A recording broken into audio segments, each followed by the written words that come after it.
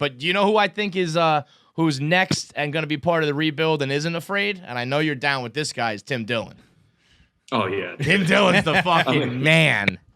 He's a force of nature, dude.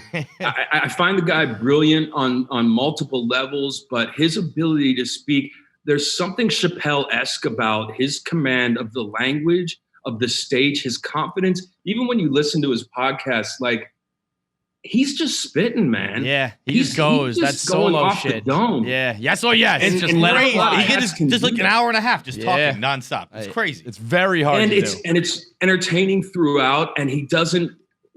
I mean, he repeats themes certainly, but there's always like a new kernel. And I'm super excited because he invited me to his Friendsgiving next week. Oh, wow. Yeah. So I should come back on and give you a recap. Yeah, please. I need the inside scoop on what goes on at the Tim Dillon Friendsgiving.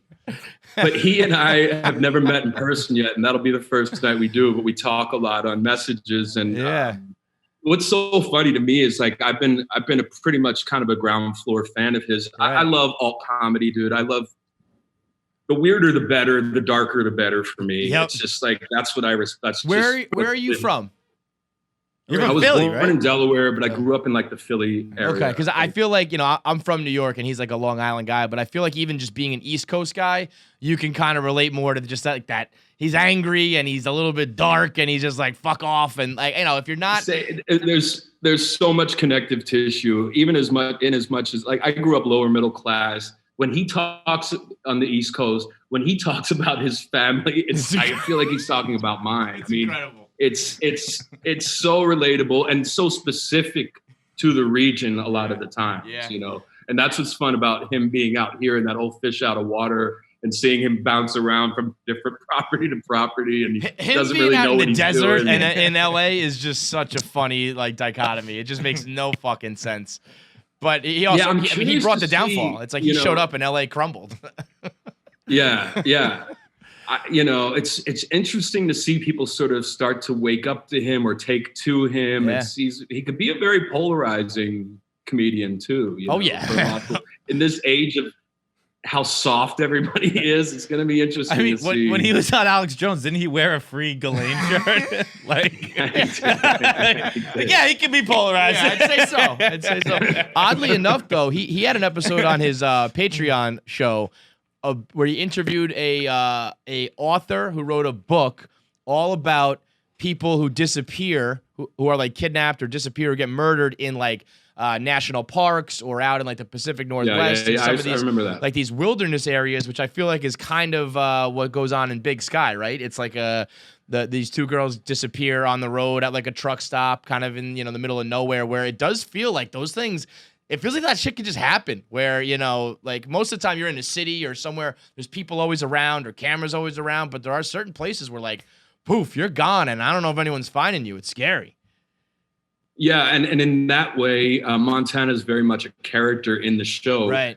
It's a region that hasn't been overdone on television, and it's got a very specific look with the mountains and the tall trees that some people will go their whole life without ever standing next to, and this idea of these open spaces where anything can lurk.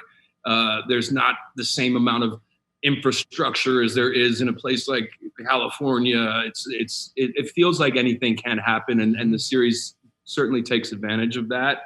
The series itself is based on a book by C.J. Box. This is it's several books actually, but this first season approaches her or his first the one book called The Highway, and it does center around the abduction of these teenage girls that then reveals a larger operation that's afoot.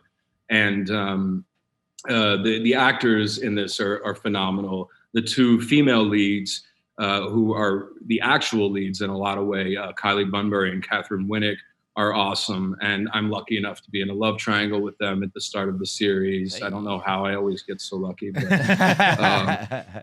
the cool thing about this show is it's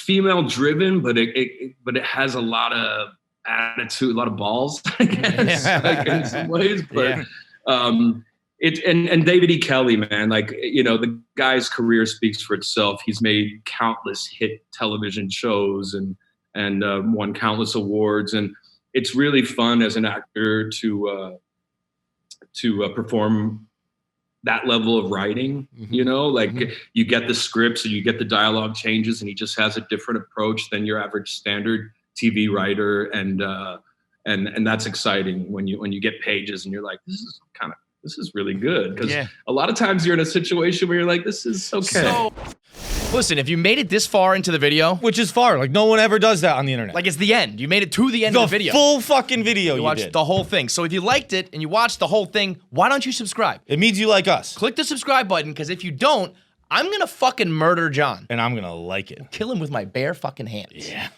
And if you weren't sold on this video, there's plenty more. Watch what's next up and then subscribe. But just subscribe so I don't have to fucking kill him. Well, I don't know. Do what you want, but subscribe. Probably.